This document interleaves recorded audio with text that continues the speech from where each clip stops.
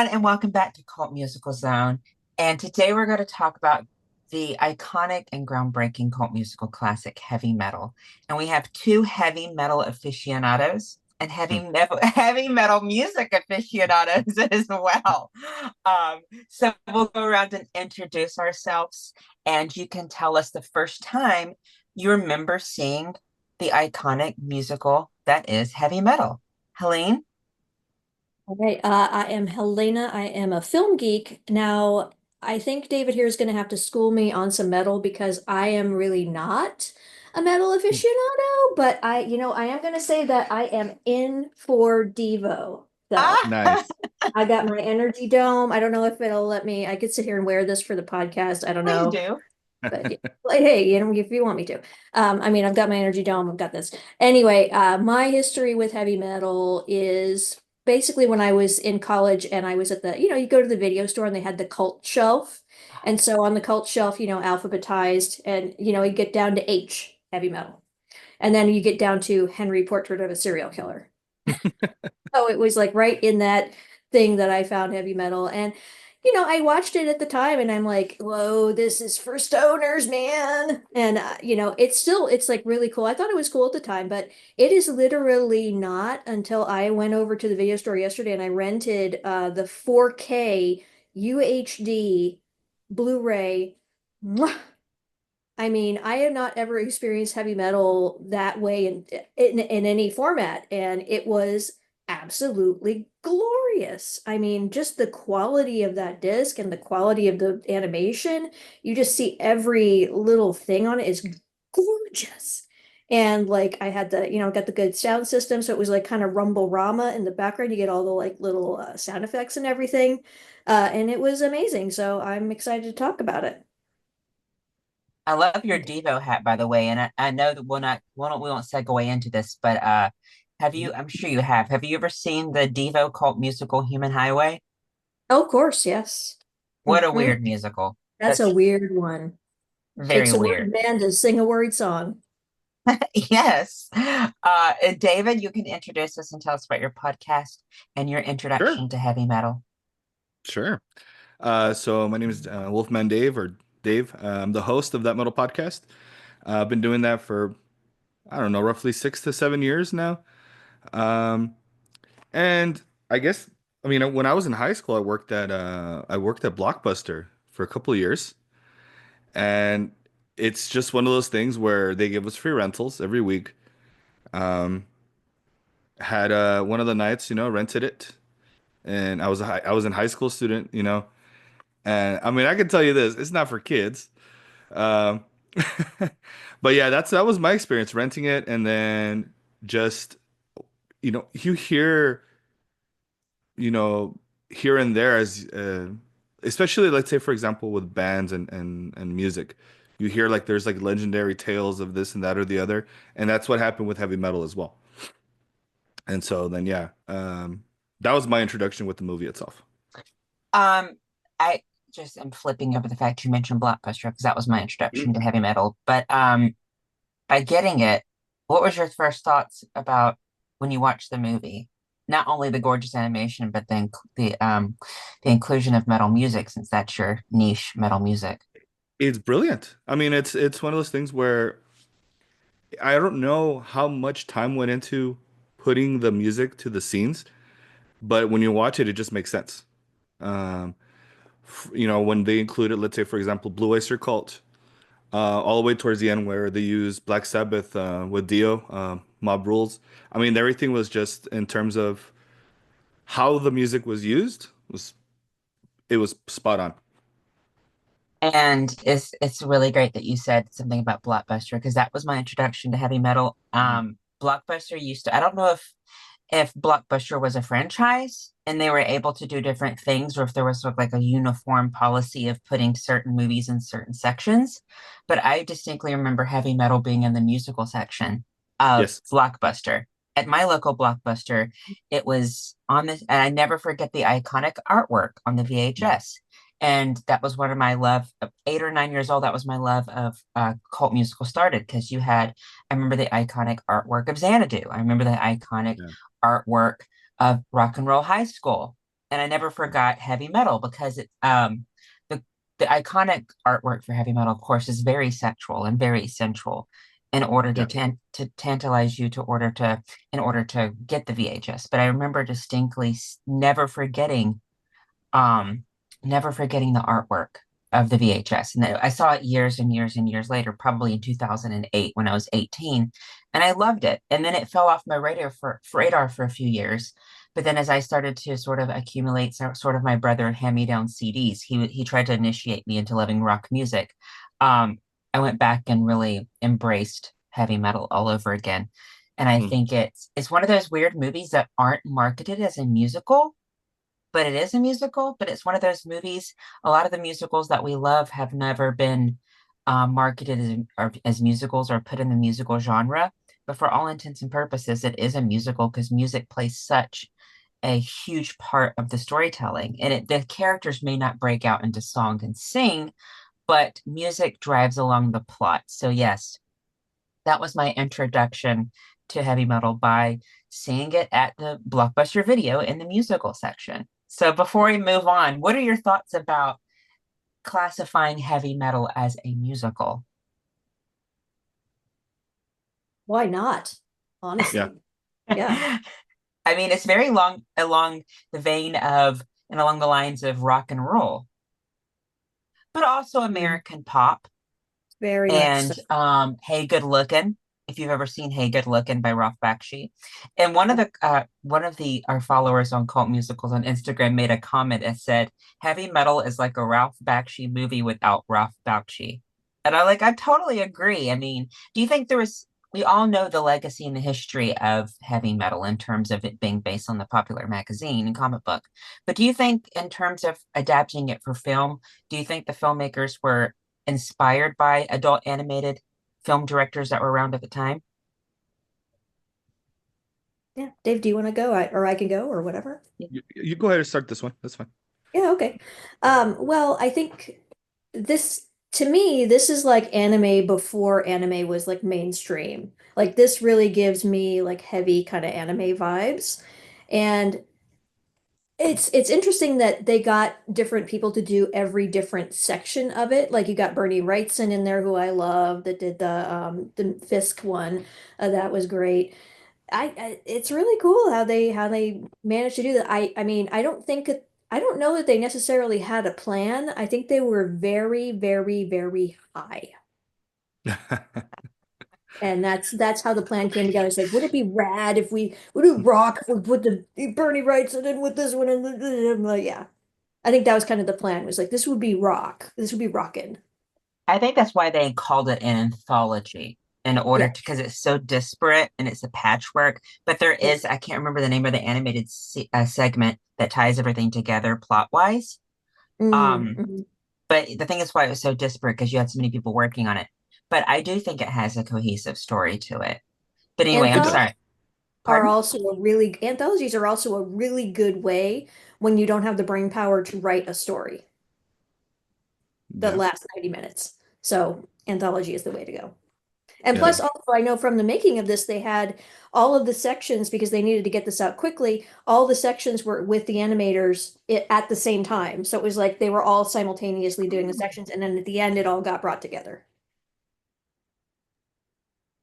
I'm wondering if they didn't use that old what is it called? Rotoscoping, the animation A that lot of this is rotoscope, especially and I'm Tarna. wondering I'm wondering if would it be the same? Would it have the same sort of charming vibe to it? Because there's other animes that would use or animation.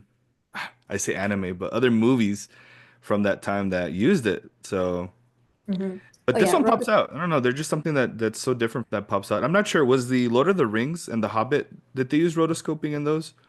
they might have Um, done just because it was sort of a cheaper process than individual cell animation at the time. They could kind of, it was almost like you could almost photocopy something and then have that be by frame, you could kind of go over it. yeah, It's fascinating.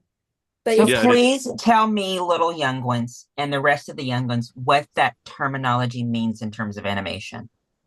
oh God, I should have done my research. Mhm.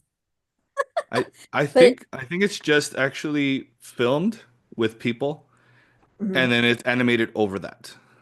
Yeah. Which, if you go back in time to like Max Fleischer cartoons with like Cab Calloway and Betty Boop, there was the St. James Infirmary where you see the ghost suddenly goes from like a little animated ghost to like getting to this like big weird tall ghost, but it's actually because they lengthened the ghost because it's now Cab Calloway dancing in the film, and then they animated that over top of him. Would And that's Cool World, would Cool World and other Bakshi films probably be in the same vein of the using that process? I think it's kind of mixed. I think it's a Could little be. bit mixed. I think it's like if they really need to capture like choreography, they do a lot of that. Like they did that in Xanadu in the section where they're dancing. You can really see like even the faces of the characters change because they're literally animating over top of the people that they had do the dance for the scene. Don Bluth's animation always seems to be that. If you see his characters, they it looks as if he's looking at a model or Hmm. filmed a model and then animated it. But I don't think that's cheating. I think it's actually a beautiful animation process. That's cool. So I'm glad that you Yeah, brought it that is. up, David, because I never, when I was rewatching it recently, especially with the scene with Tarnas getting dressed, I Hmm. thought it looked as if it was animated over someone doing the movements because it's so Yeah, lifelike and so beautiful. yeah, Yeah, yeah, yeah. It it is literally lifelike. was.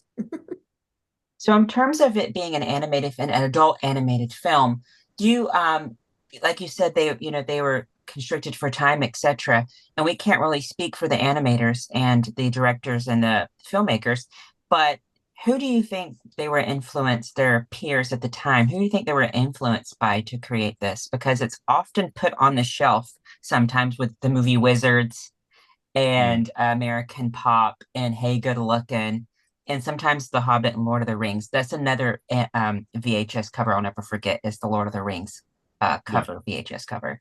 But do you think they were sort of inspired by their contemporaries at that particular time? You know what? It's hard to tell in terms of because if you look at let's say with Canyon, you have back there in the background. I mean, this is pre Fifth Element, sort of steampunk, futuristic, um, and with a lot of the other stories. Like for example, I mean, Dan O'Bannon's was it the B-17? Um, that segment where they're on the airship. I mean, he went on to do Return of the Living Dead. And I mean, there's elements of zombies and stuff like that in there. So I'm wondering if he already had that in this back of his mind, you know? So it's hard to tell, maybe, but I mean, there has to be some sort of influence. What do you Like think, definite Elaine? film. There's a definitely a film noir uh Hmm. influence on the Harry Canyon. What Harry Yeah. Canyon? What a name! Oh my, Sounds like a drag queen. that is not anywhere I want to go. But yeah, that's definite film noir influence there. And also I think this was pre Blade Runner too. So I think Hmm. that this was all sort of tying into what was kind of going on with comic book art and with kind of the zeitgeist of the time. And I grew up in the 90s, so this was off the magazine, of course, the iconic and groundbreaking magazine that's now made a comeback thanks to funding from backers. It reached its goal and it's coming back. Was the magazine Heavy Metal that this particular film is based on ever on your radar, or is it something that you ever read or heard about growing up? Yeah. Well, it was sort of like when you went to the convenience store and there's the magazine rack and then you have like the Playboys that are in a wrapper that are behind like a metal plate. It was kind of up with those. It was like no touchy at the time, but it was like something very forbidden, which of course made you like, well, I want to look at that, you know. Did you ever see it, David? Did you ever see the magazine Heavy Metal?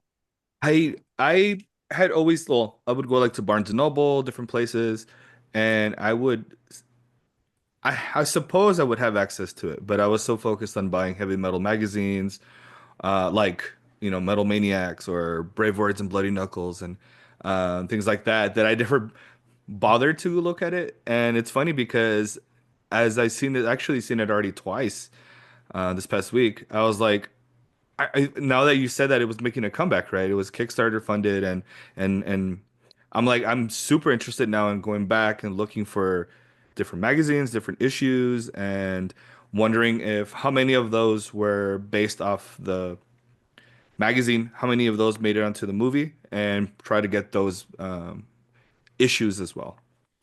Quite a few, I believe. Den's the Mhm. character Den was lifted straight from it. Tarna, Mhm. of course, who's probably the Yeah, most, arguably the most iconic heavy metal character, and quite a few segments and elements were lifted from it. Um, and the reception and the response from fans that it's coming back, it's a huge response, and people are craving nostalgia, and we'll get into that later. But the fact that it's coming back gives me hope that possibly this film will be in some way celebrated in a new way. Yes, it's been on Blu-ray, etc., but it's still off a lot of people's radar, yeah, weirdly enough. It's still off. I mean, a lot of DVD collectors and Blu-ray collectors Mhm. and sci-fi fans, etc., and heavy metal fans love it, but it's still off of a lot of people's radar, which is so unusual considering how brilliant of a movie it is and how groundbreaking it is. Yeah, it's like if you know, you know. That's the whole thing about heavy yeah. metal. And it's funny how it kind of has wended its way into the pop culture because the Tesla guy, Leon Scum, I mean Elon Musk, pardon me. He launched that Tesla into We're good. Don't worry. Leon Scum. Leon Scum launched that convertible Tesla into space with the astronaut guy in the seat on the Starlink just because of that movie. Because that whole opening scene with the convertible, the Corvette with the astronaut in it being dropped. I actually feel Right. really bad that that guy, he gets in his Corvette, he does this amazing flight, he gets to his house, he goes in and he gets immediately fucking vaporized in front of his daughter. It's so weak. I love it though. I love shock storytelling, Yeah, especially when one of the main characters, quote unquote, main characters dies in the beginning of the film. I think it's brilliant because you realize that the film is not about what you think it's about. And I think that's right. actually brilliant. Before we divert too much, uh, yes, the film is considered an anthology for different reasons. But what do you think of the story? And do you think there is a cohesion in terms of the story of heavy metal? I mean, it's very dystopian. It's very much of a warning about, being an authoritarian. I can't even say that word today. Authoritarian. There you go. I'll take it that way. Fascism, etc. But I mean, there's so much of a cohesive story, even though it's an anthology and there's disparate sort of segments and things of that nature. What do you think of the story, even though it's not cohesive, so to speak? I do think it goes. I think it works very well. I mean, you see the basically the underlying theme there of evil, corruption just doesn't go away. But I think there's that idea of always the underdog for in all of the stories. You see that there's that connection, and that's why I feel like there is a cohesiveness to it.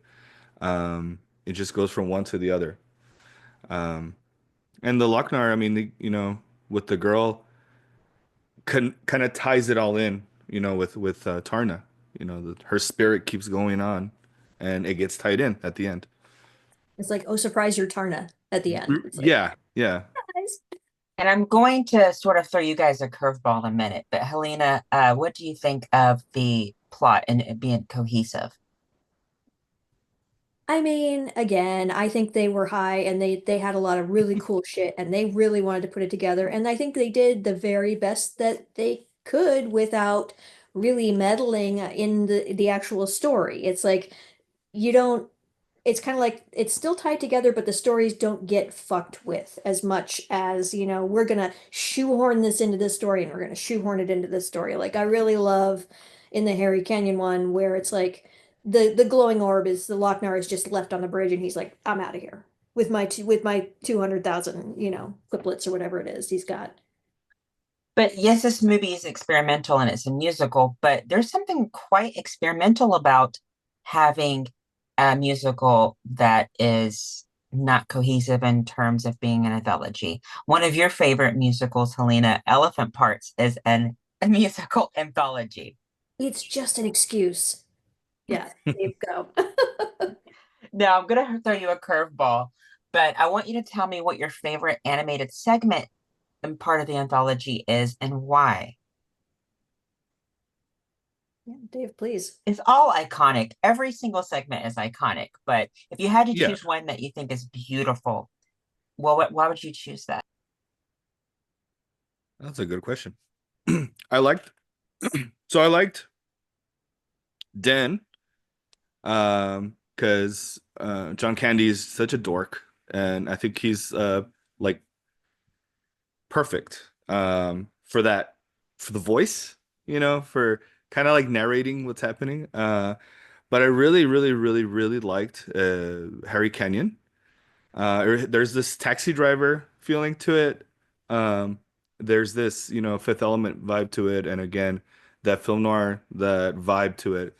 And he's just like, I don't got time for shit. When he presses that little button on with his foot, Hmm. and he's just like, whatever. I love that whole his whole attitude. What about you, Helena? Well, I'll tell you, the one that stuck with me from when I watched it when I was younger was the B-17 one. Mm, Was the one with the skeletons and the crew because I just felt so bad for that pilot. It's like, what did he do? And all of a sudden he's just being like overtaken by these like scary zombies, and there's obviously a planet where all the planes have crashed. I really liked the art of that one, really, yeah. really I liked that one a lot. I'm trying to think. The Um, art of that scene reminds me so much of the skeleton army from the Black Cauldron. oh, Mm, definitely. Yeah. Yeah, I love that. that was rocking. That was pretty like that's like my bailiwick is like horror and music and skeletons and shit.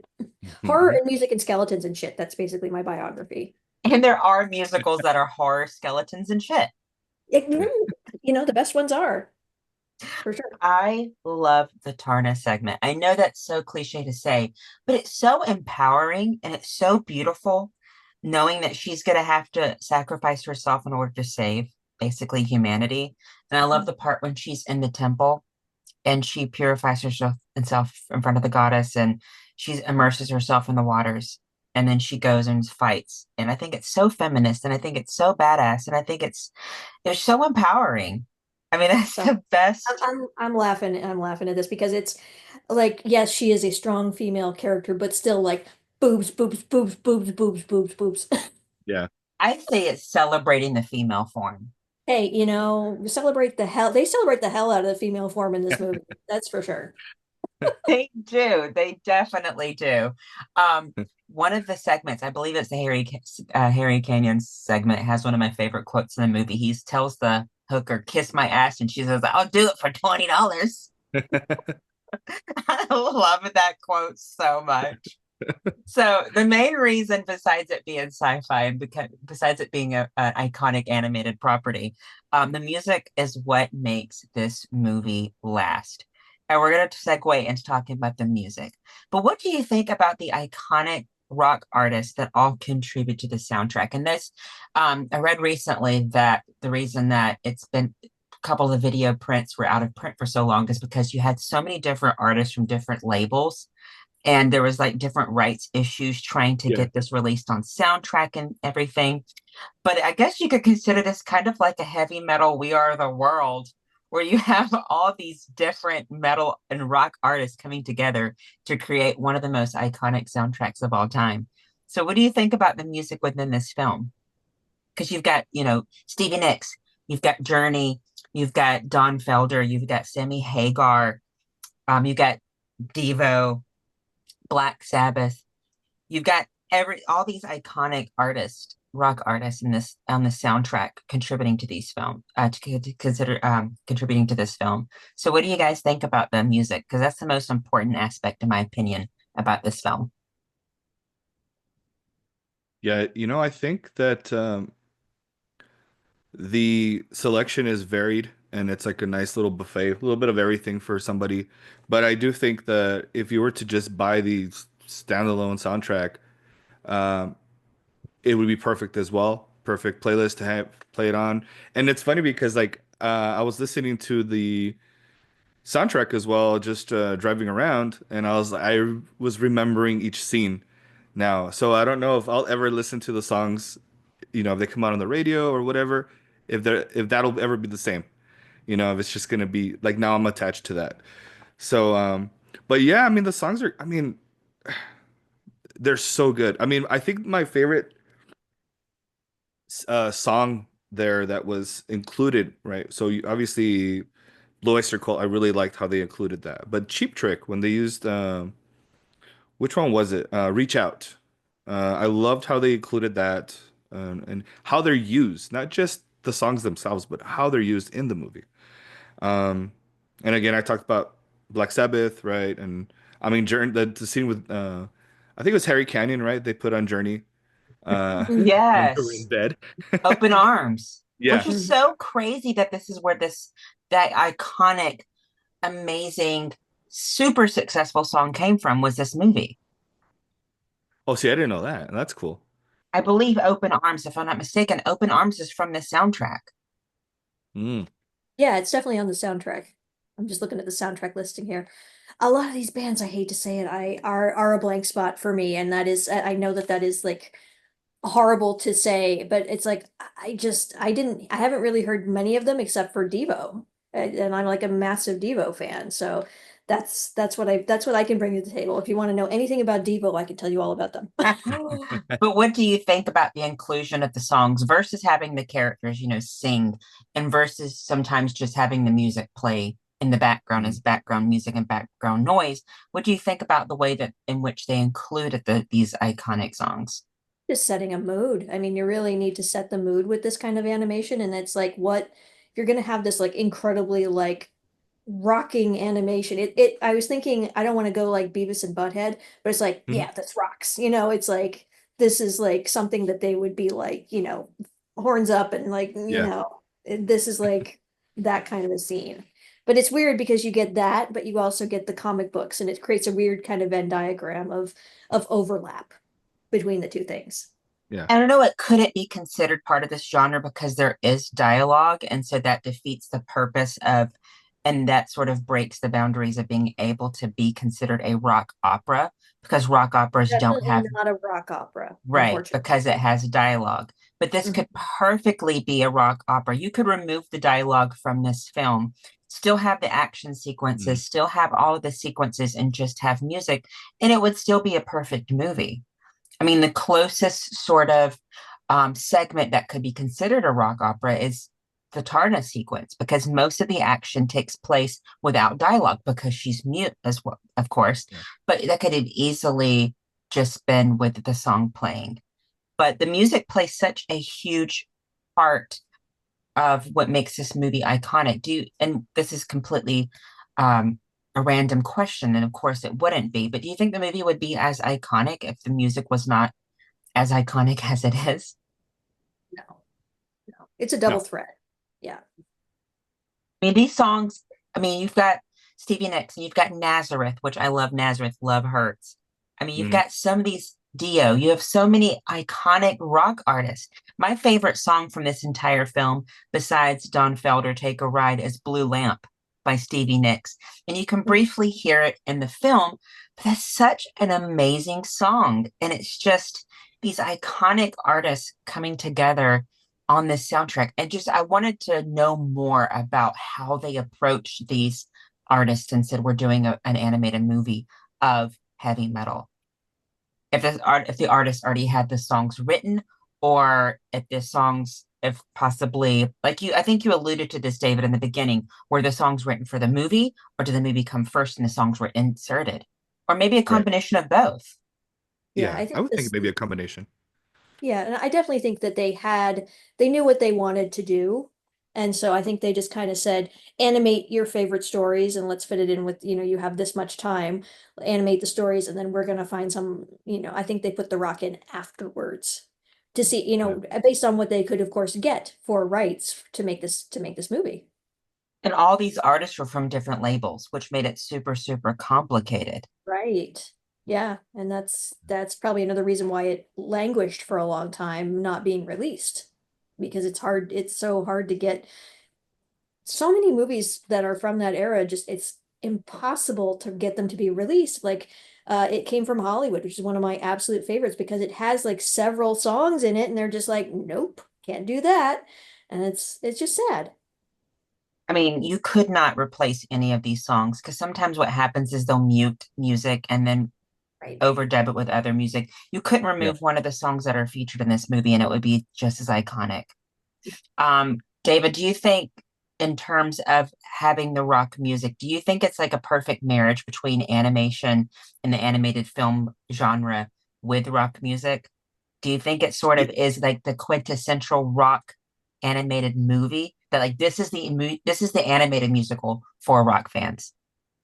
Yeah, I mean, so here's what I've always thought. So there's certain things that are like outsider music, right? So there's such a thing as outsider music. Heavy metal for one in itself, like the genre of metal. It's for outsiders, you know. You see that I feel like animated movies kind of don't get the credit that they deserve a lot of times, unless it's a Disney movie. Then there's also outsider type of genre, and it's just kind of a perfect blend between the two. That I think works really well. So And then there's Yeah, something there. this is a gateway luckily, drug. Yeah, it a is gateway drug for definitely a gateway music. drug. It's a gateway drug for comics, and I think that's exactly what, what Heavy Metal Magazine would want, is to be able to make a feature film that then is like, you like this, we have more. Right. That's kind of what I think they were trying to do. But it's also a gateway drug. Luckily, thankfully, um, heavy metal's not the only rock animated movie musical. You've got rock and roll, which Cheap Trick also were on the soundtrack of that. Lou Reed, Iggy Pop, Debbie Harry, they all contributed voices and music for rock and roll.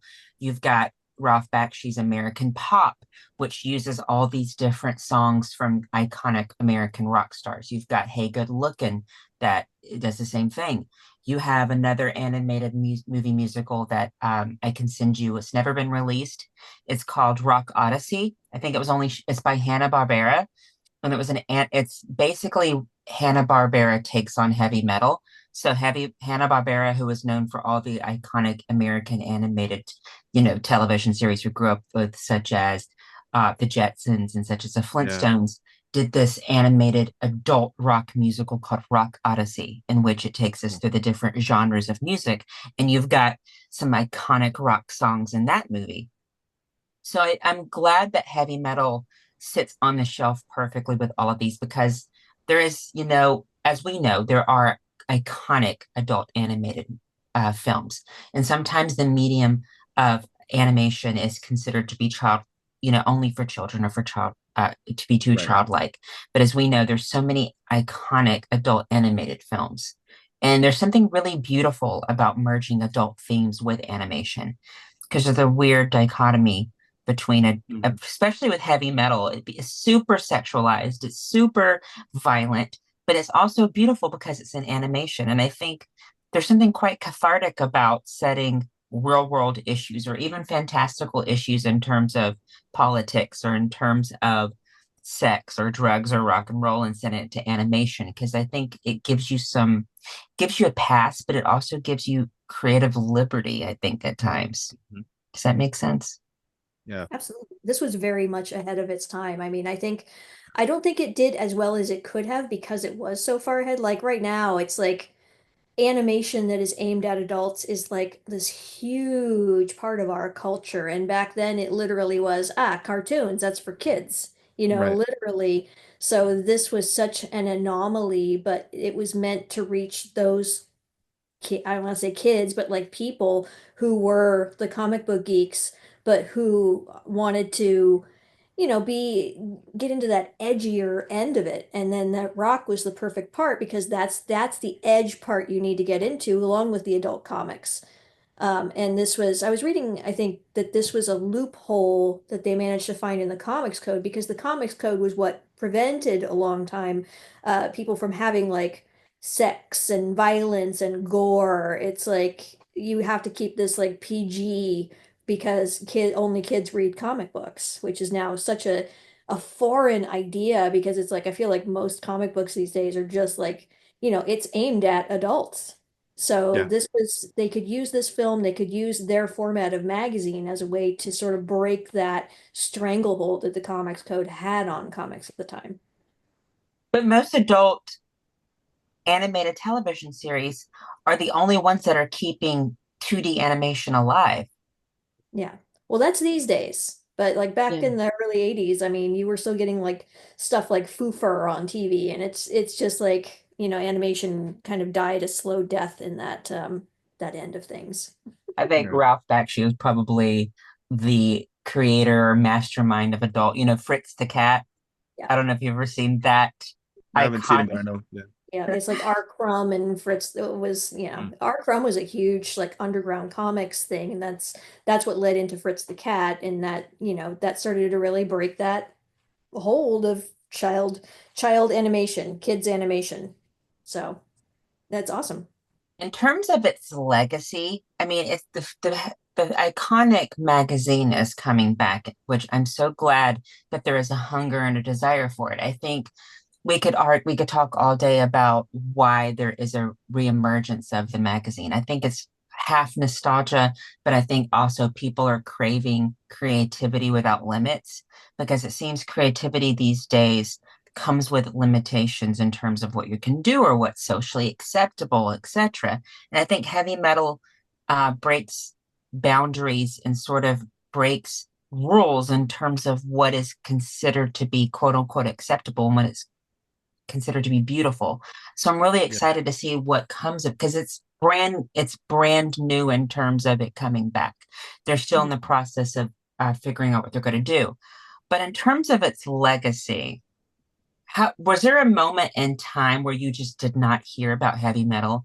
This is before the Blu-ray re-release. This is before the DVD re-release. Was there just a moment in time in terms of you being metal lovers, but also you being movie lovers, where sort of heavy metal disappeared from the public consciousness? It was always like the cool kids knew about it. So like those cool kids kind of I kept agree. it alive when it didn't have a release, and it was kind of like it was on the list of the movies that like if you knew somebody who was just really really cool and they had metal albums and stuff like that, they would be like, "Hey, kid, watch this." They kind of slip it to you kind of under the door kind of thing. Yeah. Yeah, I feel like that's accurate. It's in the it's if you're in that circle of like hardcore, punk, metal, anything to do with those kind of scenes, a lot of the times the same people or watch the same movies. Um, Heavy metal, I mean, shit, I think even like the Stoned Age, I don't know if you guys seen that one. That one's a great one. Mm. Blue Oyster Cult is big on that one and soundtrack. There's a really good soundtrack for that movie, by the way. But I mean, in terms of like, there's those types of people, and it's always in that circle. I would suppose that it's kind of like given that cult status. But I think after, let's say, I never got to see the Heavy Metal 2000. I think it was. Oh, we'll talk about that in a second. Okay, I mean, I'm guessing after that time, I just never heard it again. Like I never heard anyone really talk about heavy metal.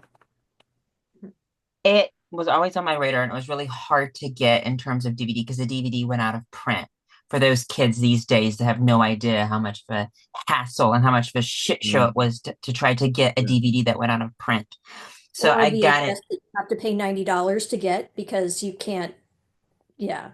Or you were lucky enough to find it used at Sam Goody or FYE or Yeah. Or media pawn play for shop. those. Yeah, Yeah. literally in a pawn shop because that was like $100 VHS at the time. Yeah. The Yeah. thing that I love about Heavy Metal, the movie specifically, not the magazine, is that it sort of transcends decades, but it also transcends being able to nail it down in terms of genres. But also, what I love about it is that there have been a couple of attempts, probably 2 to 3 attempts to remake it.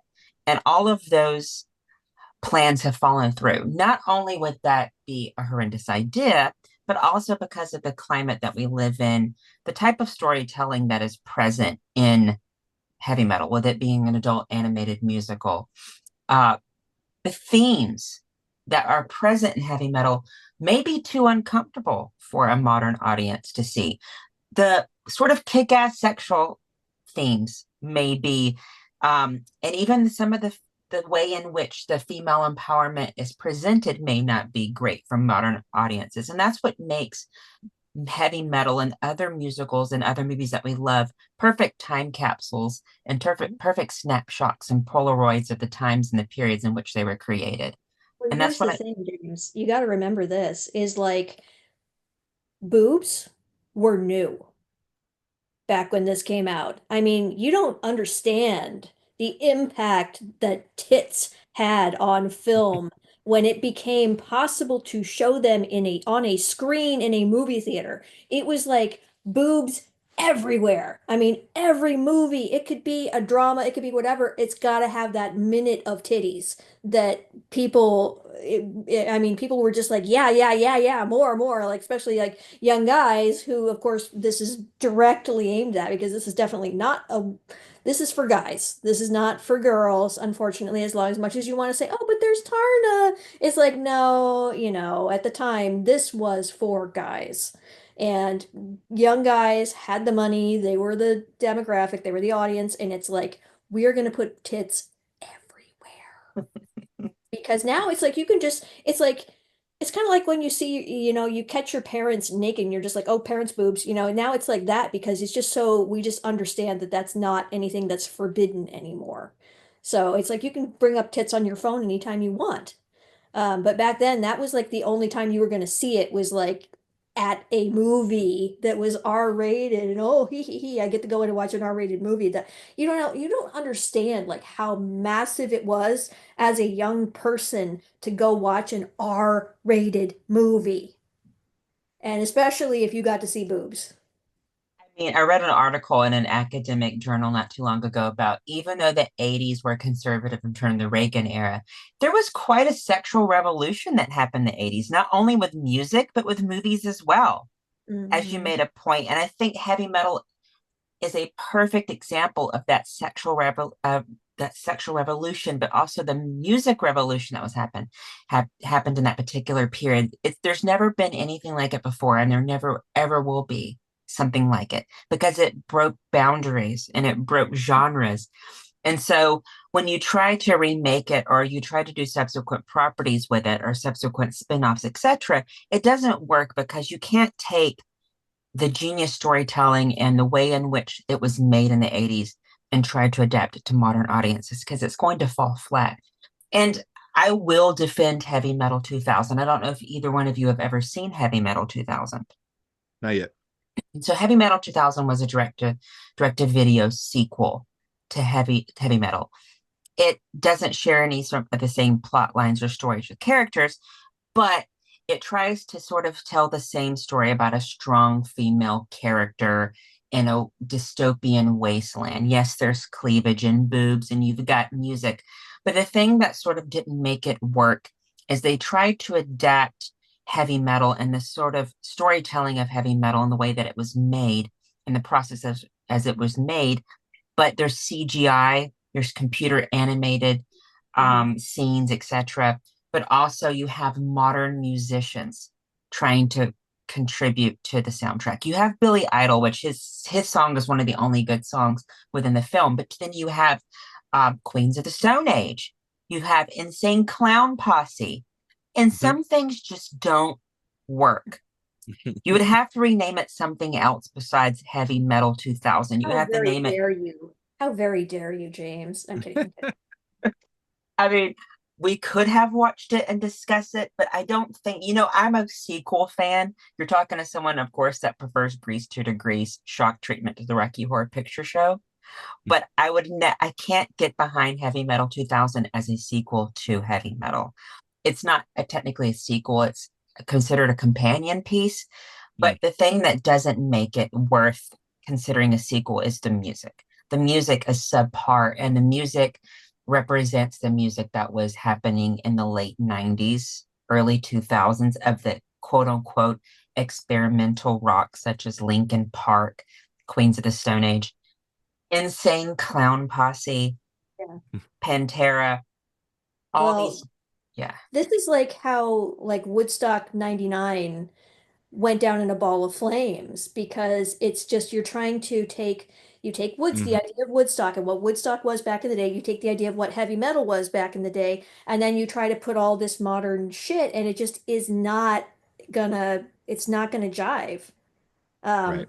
I mean, because you know that Woodstock 99 just turned into like a, I don't want to say it was a bloodbath, but it was just this like almost horrible riot of, they expected it to come together and be this like amazing music experience like it was in the 60s, and it just wasn't, because the tone and the timbre of the music was different, and the people were different. So it's really hard to capture that magic. And to the point of the CGI, it's like what you get out of heavy metal is craft, the amazing craft of this animation. It's like, I was thinking about Miyazaki when I was watching this. I'm like, this is like so beautifully done, even though it's in service of, teenage guys and stoners. But it's like it's so gorgeously done because these people cared about the craft, and that's why it has the same impact. If it's all CGI and done, overseas in Korea or whatever, it's just not going to end up being the same level of craft that you got with this film. Well, it's type of animation that blended traditionally. That's the animation that was happening in the early 2000s, where it blended traditional animation with sort of computerized backgrounds, sort of like Treasure Planet and Don Bluth's last film, Titan AE. It reminded me a lot of Titan AE, but it just didn't work. Sorry, It feels David. hollow. It Pardon? feels hollow. I don't know. Yeah. But yeah, I do think like there's this bastardization, you know what I mean? Like it needs to be gritty. It has to have that. If you don't have that, then it's just not gonna work. And you can't just do things just to remake it just because people think, they think, oh, it should be remade because people want that, like uh the resurgence in vinyl. People are collecting vinyl, that whole nostalgic factor, But you could tell that they put care and love into it. And that's what you want. But what makes Heavy Metal 2000 and not work is the music.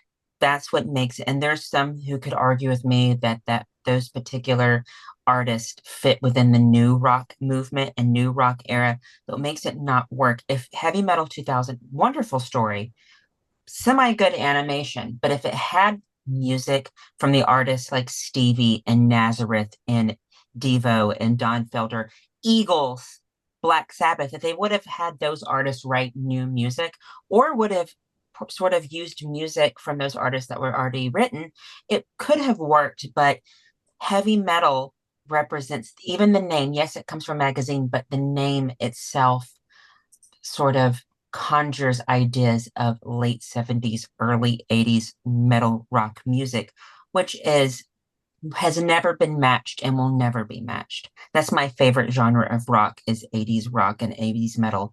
That's what made heavy metal what it is. Yeah. Yeah. And so that property, heavy metal doesn't need to be touched. Now, in terms of a physical soundtrack release on re-released on vinyl, is that something that you would like to obtain, or do you think that's something that needs to be done? I would love to buy it on vinyl. I'm not sure if it's available, but I would love to buy it. Um, that makes sense actually, you know?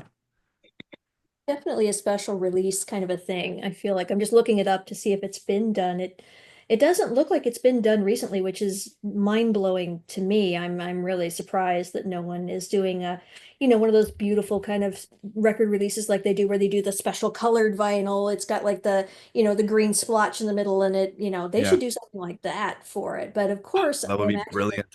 I would want that.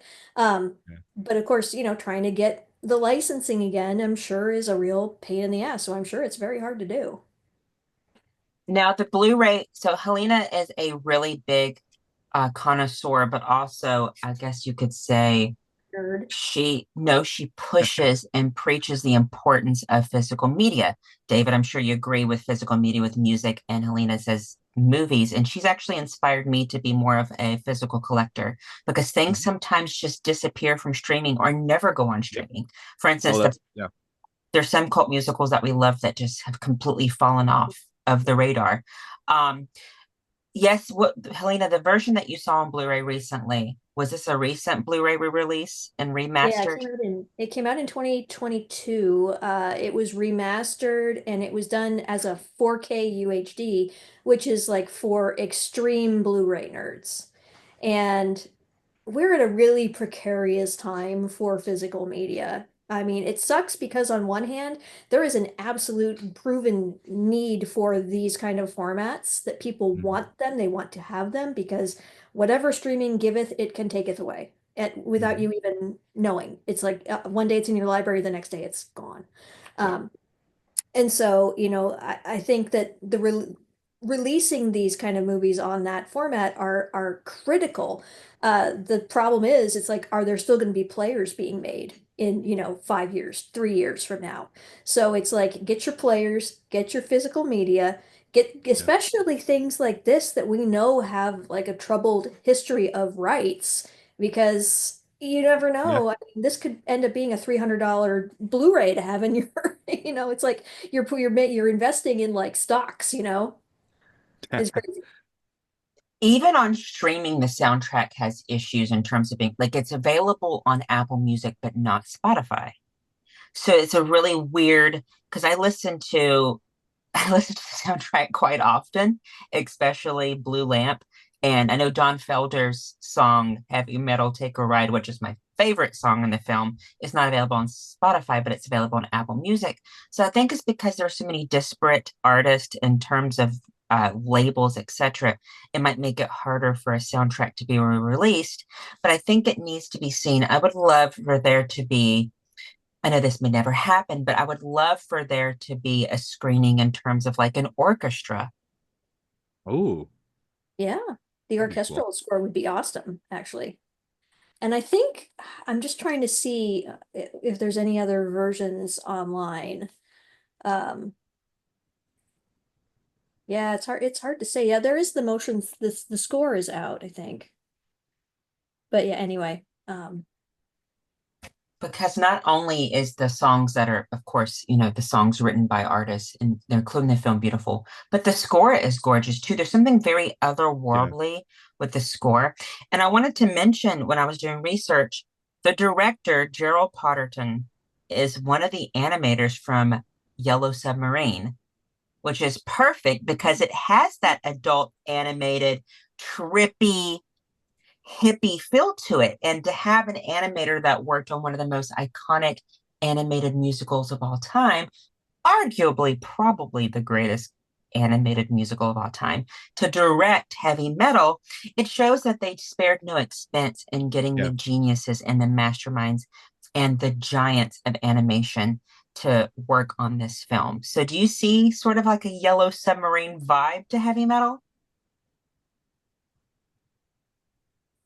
So I haven't seen that movie yet. Yeah, I know, right? I should get on that.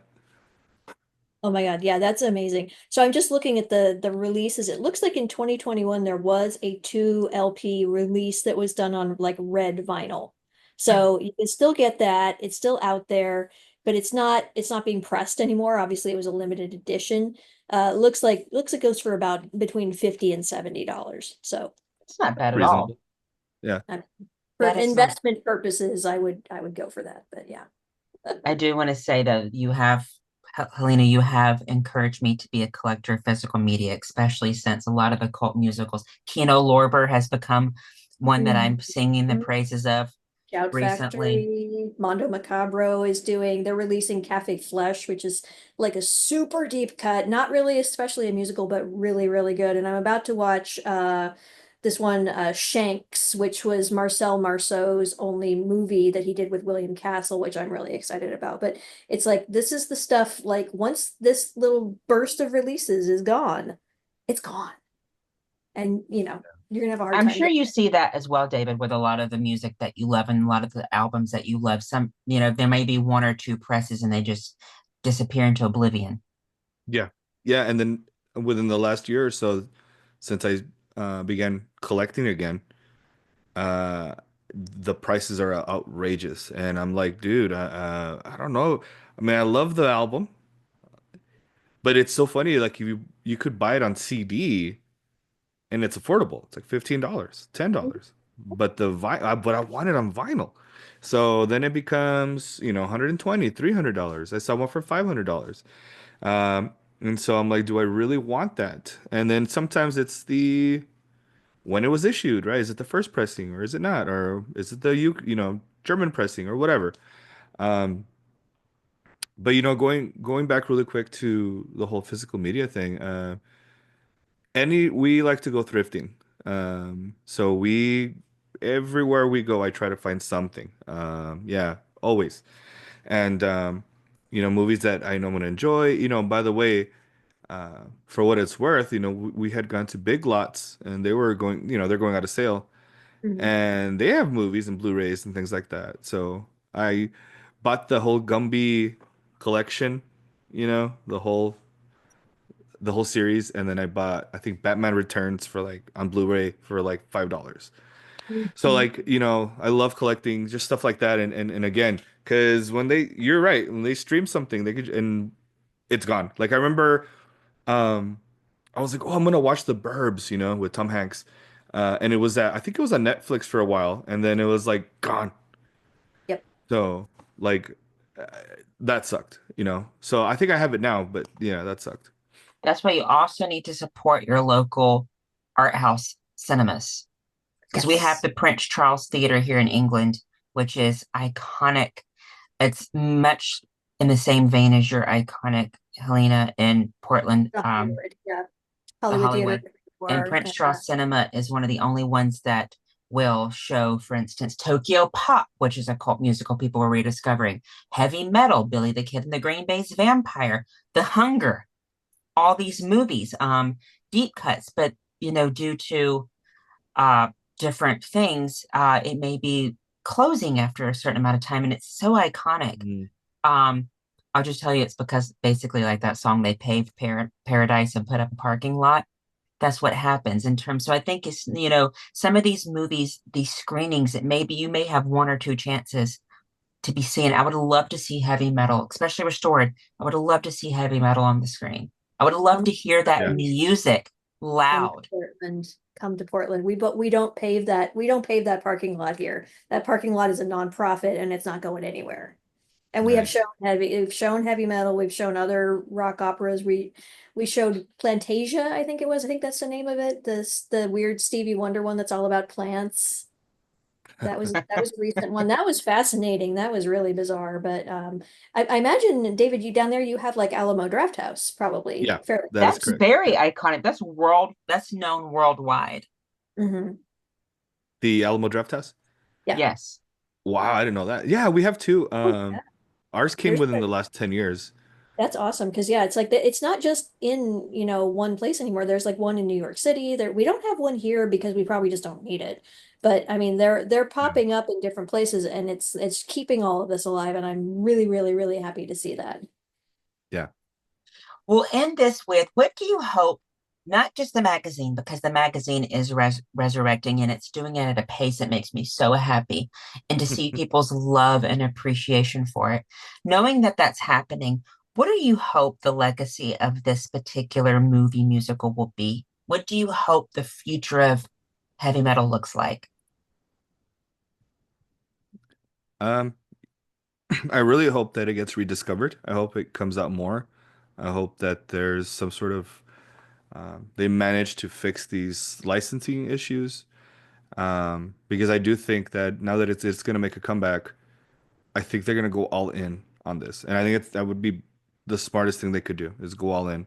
Um, and I would love to see if they would include in the magazine. I'm not sure if they ever did, so it may be a rookie thing that I'm saying here, but I would love for them to include maybe a sample disc for with every magazine or something, music that they Mhm. would think maybe accompanies the magazine.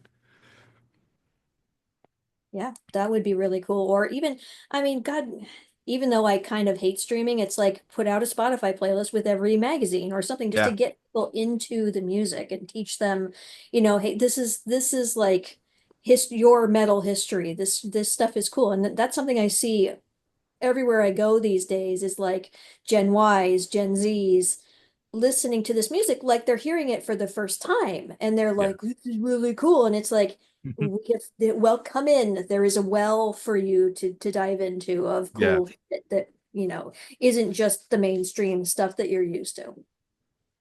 I would hope that there are more screenings. I hope that the new owner of Heavy Metal Magazine maybe does a retrospective about the movie. I would like it to be on streaming. Um, I would like a re-release soundtrack. I would just like it to be more accessible. I wouldn't want it to be over commercialized to a point where it loses its magic and it loses Yeah. its grit.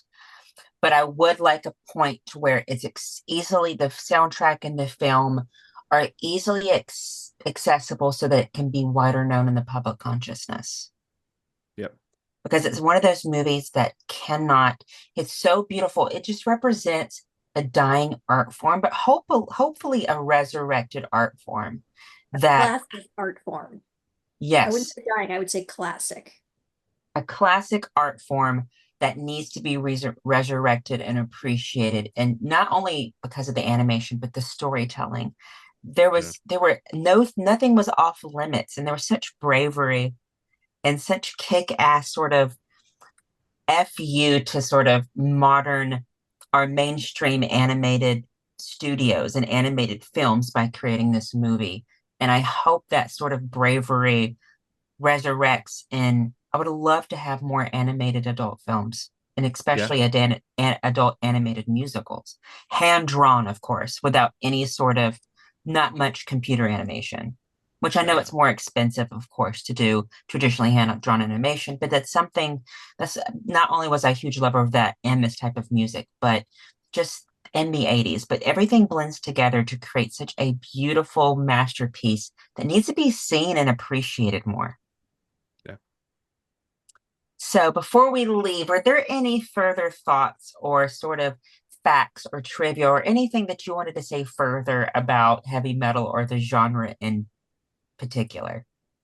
Well, I just want to call out the voice of the Lochnar, Percy Rodriguez, who you might not know the name, but God damn it, you know that voice. He's the guy who did like the Jaws trailer. He did every trailer. He did like the Gremlins trailer. He did that you could learn a lot from a dummy. Like that's him. It's like Oh his yeah. voice is everywhere. And so when I was watching the film, I like was like, I bet that's somebody I know. It's like he's right up there with like Thurl Ravenscroft is one of my favorite like voiceover guys because it's just badass. And also I want to point out how Canadian this movie is because I love that too. You've got Eugene Levy and Ivan Reitman and all of those people in there doing voices and John Candy. It's like, go Canada. That's all I have to say. Oh, Canada. Oh, Canada. So, David. I think what I just wanted to add is I love this the cover for the movie itself, the poster, and just how much it actually connects to heavy metal, the genre in itself, where people buy physical media, they buy the records, let's say Iron Maiden, Somewhere in Time, and something like that, where it's filled full of Easter eggs, and you look at the cover art and listening to it, and you're just fascinated with music, with the music, and you're just looking at the liner notes. You're looking at the, I just love how there's just so much there, with the poster itself, with the movie. And those two are connected there. Yeah. I'm sorry, but the poster is so Red Sonja. It's so Yeah. She-Ra. Yeah. It's so She-Ra. It's Yeah. so what is another sort of sword and sorcery movie that it sort of looks Well, like? Red Sonja wasn't until 1985. So I think this was like a pathfinder for all of that. I think this is like the OG of like the badass bitch on the poster. I love it. I think it's Yeah. so empowering and I think it celebrates femininity and sexuality. I remember just growing up and just being in the video section, the musical section at Blockbuster and seeing that scantily clad badass woman on the VHS. And I was just like, am I supposed to see this?